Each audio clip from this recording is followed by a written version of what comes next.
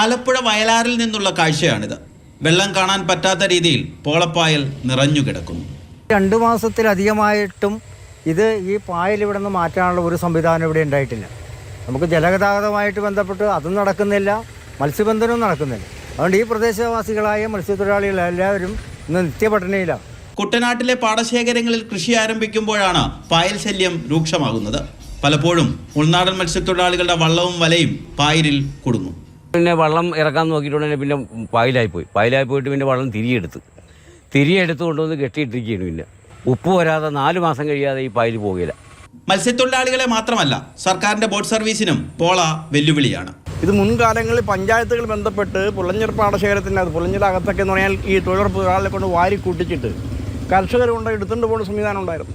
ഇത് കുറച്ച് കഴിഞ്ഞിട്ട് എടുക്കാൻ ആളുണ്ടായില്ല. കാരണം അപ്പോഴത്തേക്കൊരു ഇതും മൂത്ത് വശകടായി പോകും. പോള നീക്കം ചെയ്യാനായി ലക്ഷങ്ങൾ ചെലവാക്കി വാങ്ങിയ യന്ത്രങ്ങളിൽ പലതും കൃത്യമായ പരിപാലനമില്ലാത്തതിനാൽ മുങ്ങിപ്പോയിട്ടുമുണ്ട്.